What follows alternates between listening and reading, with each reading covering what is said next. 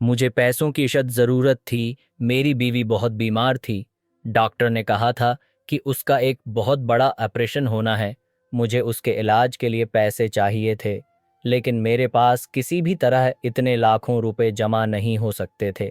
मुझे समझ नहीं हो रहा था मैं क्या करूं। मैं एक मामूली सा स्कूल टीचर था और शाम के वक्त बच्चों को पढ़ाने का काम करता था। अलबत्ता मैं ट्यूशन पढ़ाने के लिए बड़े बड़े इलाकों में जाता था ताकि अच्छी तनख्वाह मिल सके। ये भी एक ऐसी ही शाम थी जब मैं DEH के इलाके में एक बच्चे को ट्यूशन पढ़ाकर उसके घर से निकला तो बराबर वाले बंगले से एक गाड़ी तेजी से बाहर निकली और मेरे करीब आकर रख गई। मैं चौंक कर अपनी मोटरसाइकिल पर बैठने की बजाय उस काली गाड़ी की तरफ देखने लगा। आज से पहले भी 2-4 दफ़ा मैंने ये गाड़ी देख रखी थी, उसीलिए इतना तो मुझे अंदाज़ा था कि ये गाड़ी उसी बंगले में रहने वाले किसी शख्स की है। गाड़ी का शीशा नीचे हुआ और एक 35 साला औरत ने गाड़ी में से झांक कर मेरी तरफ देखा और इशारा करके गाड़ी में बैठने का कहने लगी। मैं सोच में पड़ गया कि क्या करूं। ऐसे कैसे मैं किसी अनजान औरत के बराबर में बैठ सकता था। फिर ख्याल आया कि हो सकता है उसे पता हो कि मैं ट्यूशन पढ़ाता हूँ, उसी के लिए मुझसे बात करना चाहती हो। मैं फ़ौरन दूसरी तरफ से जाकर उसकी गाड़ी में बैठ गया। मुझे पैसों की ज़रूरत थी और मैं खुद भी चाहता था कि मुझे और भी ट्यूशन्स मिल जाएं। फिर DEA के ट्यूशन्स के तो पैसे भी बहुत मुनासिब मिलते थे, जबकि किसी और इलाके में अगर मैं पढ़ाने जाता तो बहुत कम फीस मुझे दी जाती। उसी लिए मैं चाहता था कि मुझे उसी इलाके में ट्यूशन्स मिल जाएं ताकि एक ही जगह से मैं ज़्यादा पैसे कमा सकूं। यही सोचकर मैंने उसकी गाड़ी में बैठना मुनासिब समझा था। आस फैशन ज़िदा औरत ने सिर से पांव तक मुझे देखा। उसके चेहरे पर गहरी मुस्कुराहट थी। आहिस्तगी से कहने लगी, तुम यहाँ पढ़ाने आते हो? मैंने फ़ौरा हाँ में सिर हिलाया। मेरे दिल को उम्मीद हो गई कि ये यकीना मुझे कोई न कोई काम देगी और इस तरह मेरी मुश्किल थोड़ी आसान हो जाएगी। बीवी की रोज़ाना की दवाइयों पर भी अच्छा खासा पैसा खर्च हो रहा था। फिर मेरी माँ की तरफ से भी मुझ पर दबाव बढ़ता जा रहा था। वो चाहती थी कि मैं अपनी बीवी को तलाक देकर उसके मेके भेज दूं, उसके इलाज के पीछे खुद को हलकान न करूं, जबकि मेरी मोहब्बत इस बात की इजाज़त न देती थी कि मैं मुश्किल वक्त में अपनी बीवी का साथ छोड़ देता। हमारी कई सालों की मोहब्बत थी। बड़ी जितन के बाद तो मैंने अपनी बीवी से शादी की थी, क्योंकि मेरी माँ मेरी पसंद की शादी के लिए तैयार न थी। और अब शादी के बाद हालात कुछ उस तरह बन गए थे कि मेरी माँ के लिए मेरी बीवी को मुझसे दूर करना आसान हो गया था। वो बार बार मुझ पर तलाक के लिए दबाव डाल रही थी और मैं बहुत मुश्किल से अपनी माँ को समझा रहा था कि मेरे लिए ये मुमकिन नहीं है। मुझे किसी भी तरह अपनी बीवी को ठीक करना था। इसीलिए मैं दिन रात मेहनत कर रहा था। वह 35 साला औरत अपनी 30 आर पार होती नज़रों से मेरी जानिब देखते हुए कहने लगी, ज़रूरतमंद लगते हो, क्या कोई परेशानी है? पहले तो मैं खामोश हो गया, फिर आहिस्तगी से कहा कि जी परेशान तो हूँ, पैसों की ज़रूरत है, लेकिन पढ़ाना मेरे शौक़ भी है और प्रोफेशन भी, उसी लिए मैं पूरी ईमानदारी से अपना काम करता हूँ। वो कहने लगी, फिर तो मैं तुम्हारी मदद कर सकती हूँ। ये सुनकर मेरे चेहरे पर धीमी सी मुस्कुराहट आ गई। मैंने फ़ौरा सीने पर हाथ रखा और कहा, मैडम, अगर किसी बच्चे को पढ़ाना है तो मैं हाजिर हूँ। अब जब भी जो वक्त कहेंगी मैं आ जाऊँगा। मुझे लगा था कि वो शायद अपने किसी बच्चे को पढ़ाने के लिए मुझे रखना चाहती होगी, क्योंकि वो चेहरे से ही शादीशुदा औरत मालूम हो रही थी। उसने आहिस्तगी से नफ़ी में सिर हिलाया और कहने लगी, मेरे बच्चे नहीं हैं। उसी लिए मैं तुम्हें बतौर टीचर नहीं रख सकती, अलबत्ता कोई और नौकरी ज़रूर ऑफ़र कर सकती हूँ। उसकी बात सुनकर मैं अचल पड़ा और फिर मैंने हैरत से कहा, जी कैसी नौकरी? मैंने तो आज तक हमेशा स्कूल टीचिंग ही की है, मुझे किसी नौकरी का कोई तजर्बा नहीं। मेरी बात सुनकर वह ज़ोर से हंसी और कहने लगी, 27-28 साल के जवान मर्द हो, शादी शुदा भी लगते हो, देखने में खूबसूरत और घबरो जवान हूँ, तुम्हें ये काम सिखाने की ज़रूरत नहीं पड़ेगी, तुम्हें बखूबी उतना होगा। इसी कैसे कहा, शादीशुदा होना तुम? आस ने सवालिया नज़रों से मुझे देखा। मैंने फ़ौरा सिर हाँ मैं हिलाया और कहा, जी 1 साल हुआ है मेरी शादी को। वो कहने लगी, यूँ समझ लो कि जिस तरह तुम ट्यूशन पढ़ाते हो, ना मेहनत, ईमानदारी और लगन के साथ, उसी तरह का ही ये भी काम है। उसे भी अगर तुम बहुत लगन और मेहनत के साथ करोगे तो बहुत तरक्की मिलेगी, खूब कामयाब होंगे और तुम्हारी पैसे की ज़रूरत को भी मैं पूरा कर दूंगी। मैंने फ़ौरा कहा, जी मैडम, अगर मुझसे हो सका तो मैं अब का काम ज़रूर करूँगा। दरअसल मेरी बीवी बहुत बीमार हो गई है। शादी के बाद पता चला कि उसे कैंसर है और उसके इलाज के लिए बहुत पैसे की ज़रूरत है, क्योंकि उसे ब्रेन ट्यूमर है, लेकिन डॉक्टर कहते हैं कि ऑपरेशन के ज़रिए उसका ट्यूमर निकाला जा सकता है। मेरी बेबी सही हो सकती है अगर बरोक़त उसका इलाज हो जाए, और इलाज के लिए ही मुझे पैसों की ज़रूरत है। मैंने परेशानी के आलम में इस औरत को सारी बात कह डाली। वो आहिस्तगी से मुस्कराते हुए कहने लगी कि मैं तुम्हारी खूब मदद कर सकती हूँ अगर तुम मेरे पास नौकरी कर लो। मैंने कहा, मैडम बताइए क्या नौकरी है? मेरे दिल में एक आस सी बन गई थी कि शायद कोई ऐसी नौकरी मिल जाए जिसकी वजह से मैं 4 पैसे ज़्यादा कमा सकूं। मेरा हाल तो ऐसा था कि अगर कोई मुझे खड्डा खोदने का कहता तो मैं वो काम भी करने के लिए खड़ा हो जाता। महूश की ज़िंदगी के खातिर तो मैं अपना अप बीच सकता था। वो औरत आहिस्तगी से कहने लगी, रात 10 बजे मेरे बंगले पर ओ जाना, तुम्हें सारा काम तफसील से बताऊंगी और तुम्हारी तनख्वाह वगैरह भी डिसाइड कर लेंगे। उसकी बात सुनकर मैंने हैरत से घड़ी की जानिब देखा कि शाम के 6 बज रहे थे और उसने मुझे रात के 10 बजे बुलाया था, लेकिन मैंने इनकार न किया और कहा, जी ठीक है, मुझे 2 ट्यूशन और पढ़ाने हैं, उसके बाद मैं आपके पास आ जाऊँगा। मेरी बात सुनकर वो खुश हो गई, कहने लगी, अभी मैं ज़रूरी काम से जा रही हूँ, वरना अभी बात कर लेती। मैंने कहा, कोई बात नहीं मैडम, मैं रात को आ जाऊँगा। और फिर मैं उसकी गाड़ी से उतरकर अपनी मोटरसाइकिल पर बैठकर वापसी के लिए रवाना हो गया। मैंने 2 जगह और ट्यूशन पढ़ाया, लेकिन सारा वक्त मेरे जहन में वो 33 साला औरत चलती रही। वो औरत ज़्यादा खूबसूरत नहीं थी, सावली रंगत की मालिक थी, डेल डोल में भी अच्छी खासी थी और देखने में 2 बच्चों की माँ ही लग रही थी। लेकिन उसके बच्चे नहीं थे, तो फिर वो भला मुझसे क्या मदद लेना चाहती थी? काफ़ी देर तक मैं सोचता रहा कि वो मुझे कौन सा काम ऑफ़र करेगी, तनख्वाह मुनासिब होगी या नहीं। फिर मुझे ख्याल आया कि ज़्यादातर अमीर औरतों को अंग्लिश बोलने का शौक़ होता है, हो सकता है कि वो मुझे अंग्लिश सिखाने के लिए रख ले, क्योंकि मेरी अंग्लिश बहुत ही अच्छी थी। मैं कुछ बच्चों को अंग्लिश पढ़ाने का भी काम करता था।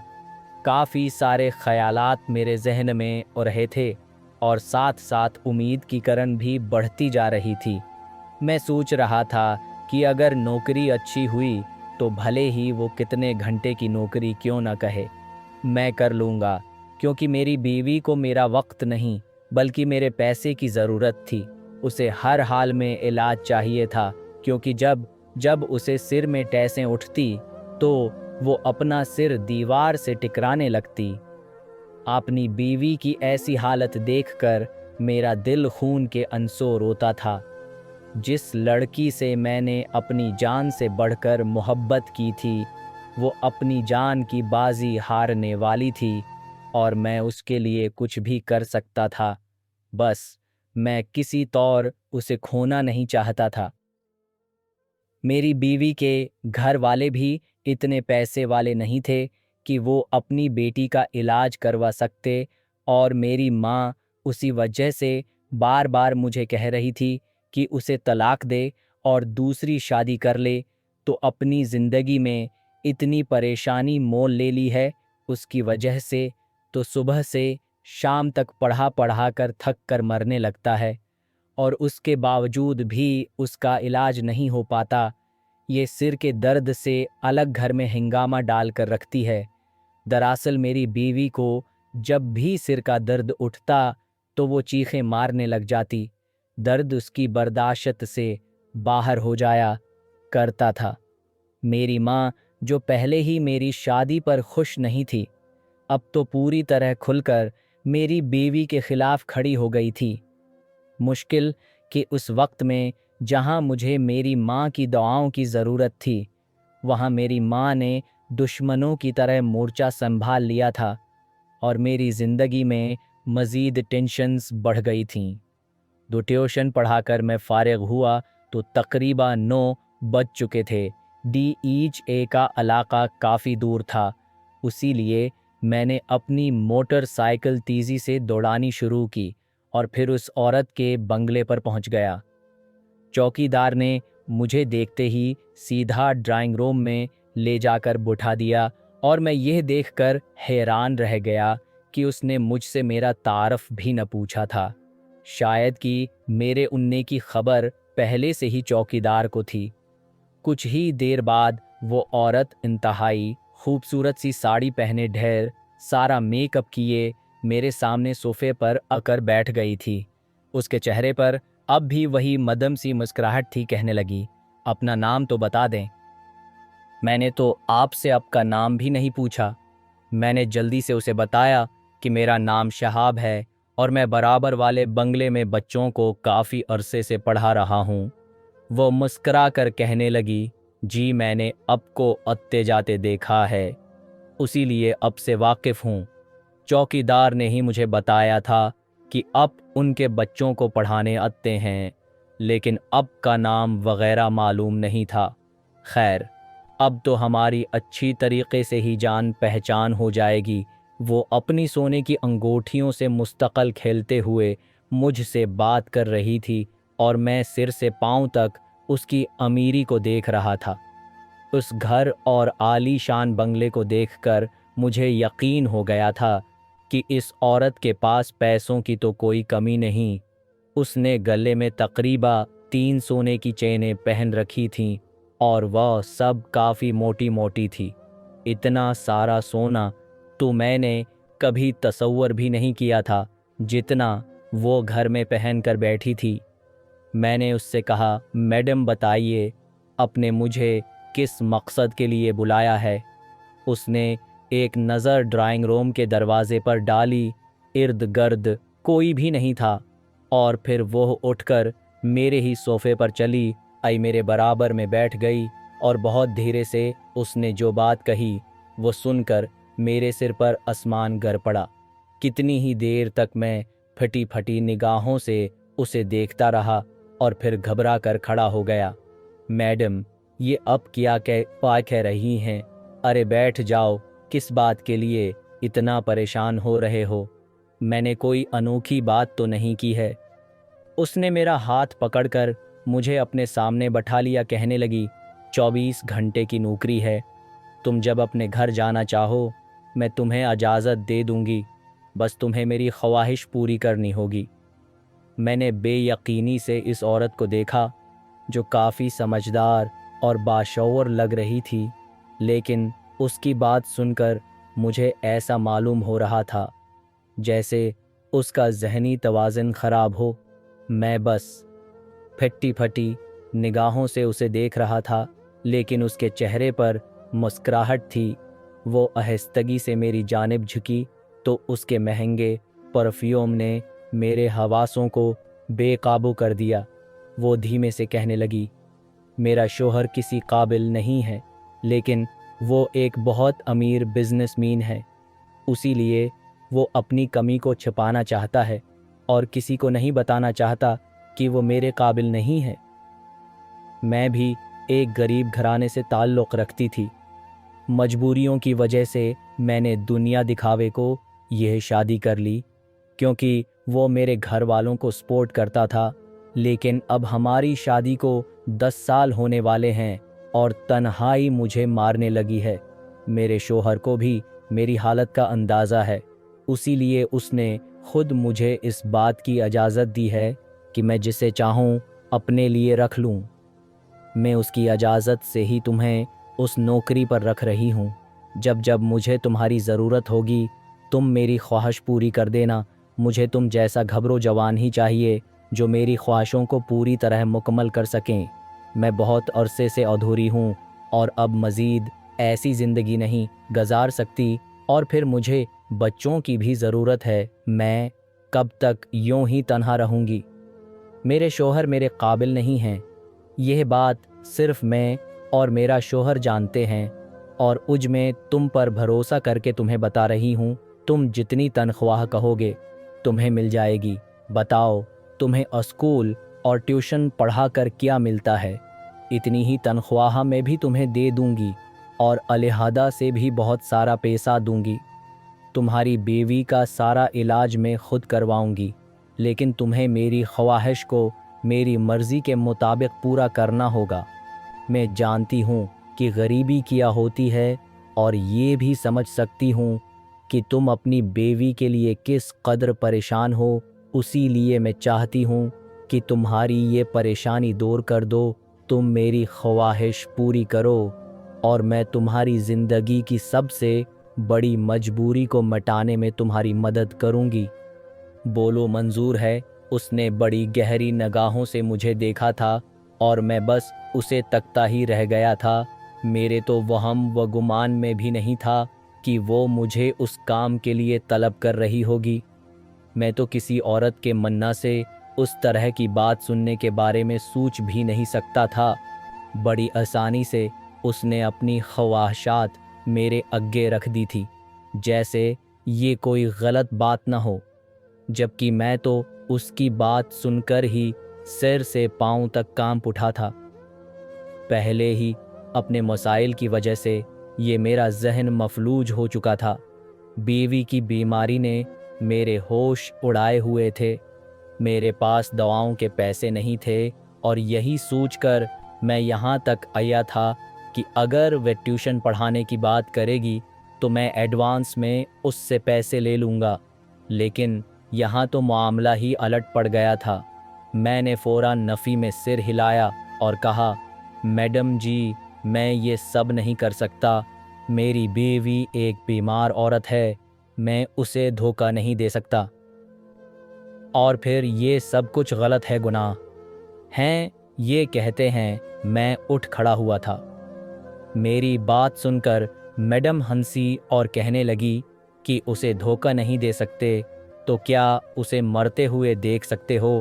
تمہیں اس کے علاج کے لیے پیسے چاہیے نا؟ میڈم نے اپنا پرس کھولا اور کئی ہزار نکال کر ٹیبل پر رکھ دیے۔ دیکھو، ان پیسوں سے اس کی دوائیں ہو سکتی ہے، بدلے میں 2 گھنٹے میرے ساتھ گزار کر چلے جاؤ۔ نہ بتانا اپنی بیوی کو۔ چاہتا بس یہی کہنا کہ تم مجھے انگلش پڑھانے آتے ہو۔ یہ کہہ کر وہ زور سے ہنسی تھی اور میں اس سے نظریں چرا گیا تھا۔ میری ہلکی سی نظر ان پیسوں پر تھی جو ٹیبل پر رکھے تھے۔ ان پیسوں سے میری بیوی کی 1 ہفتے کی دوا بآسانی اس سکتی تھی، لیکن ان پیسوں کے عوض جو کام مجھے کرنا تھا وہ میرے لیے ممکن نہیں تھا۔ میں عزت دار اور شریف مرد تھا، میں نے کبھی ایسی ویسی کوئی حرکت نہیں کی تھی۔ میں نے مہوش سے محبت کی تھی اور سیدھے شادی کر کے اسے اپنی زندگی میں شامل کیا تھا۔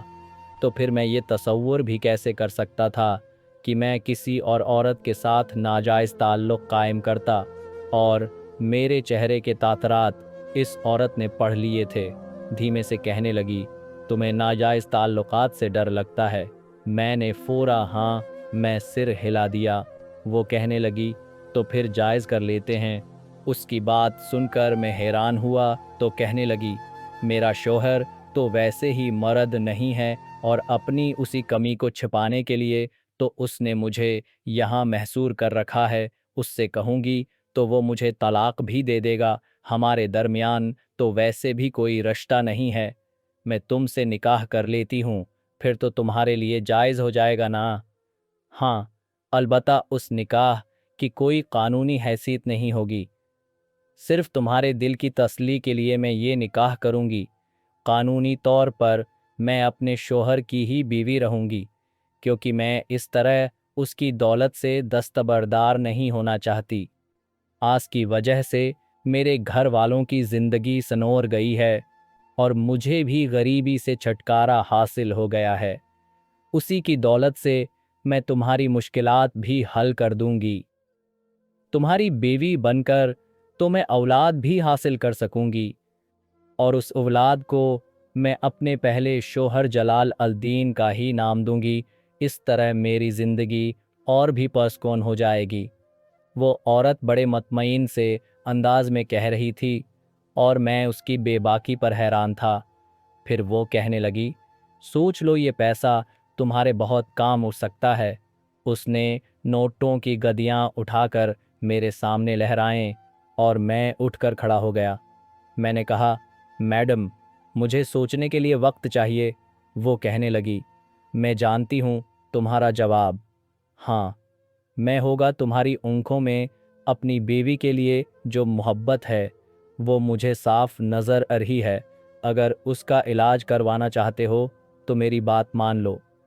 میں نے نظریں چرائی تو اس نے وہ گدی میری طرف بڑھا دی، کہنے لگی بیوی کی دعائیں لے لینا، اور کل دوپہر میں 2 بجے چلے انہیں میں اپنے شوہر سے اس وقت تک طلاق لے لوں گی، اور پھر اس کی موجودگی میں ہی تم سے نکاح بھی کر لوں گی۔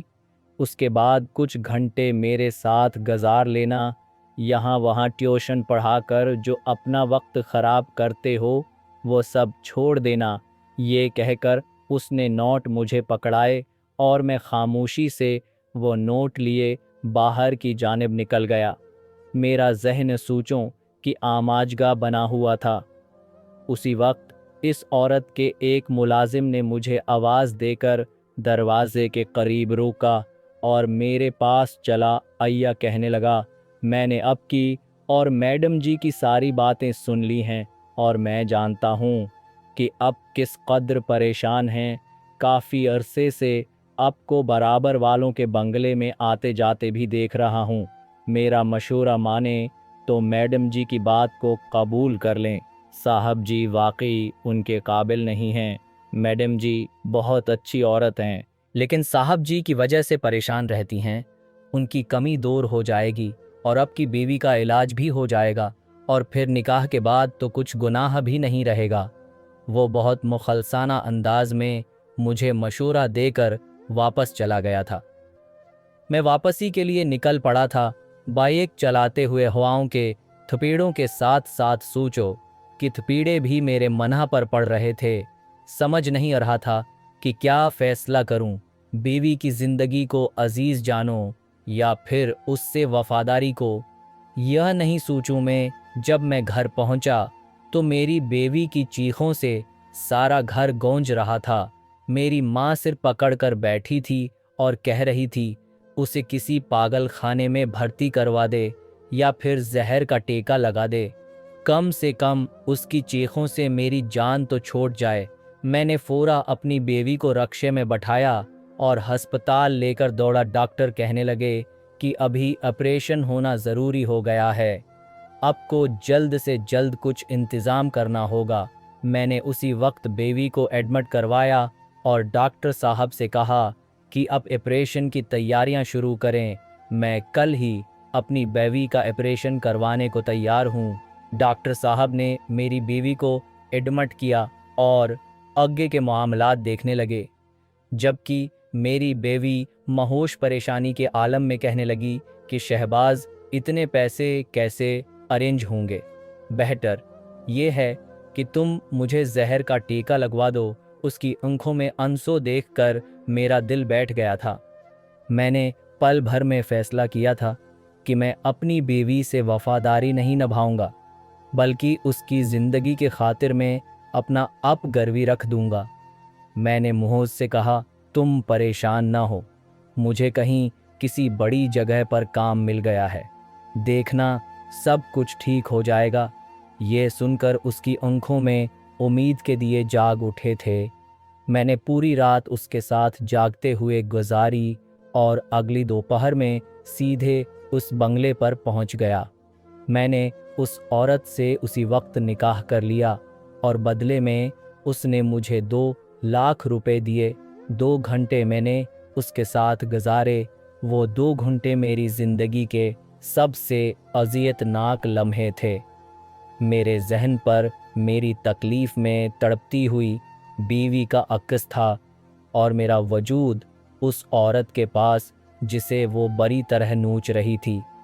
میں نے جیسے تیسے اس کا حق ادا کیا تھا اور پیسے لے کر ہسپتال دوڑا تھا۔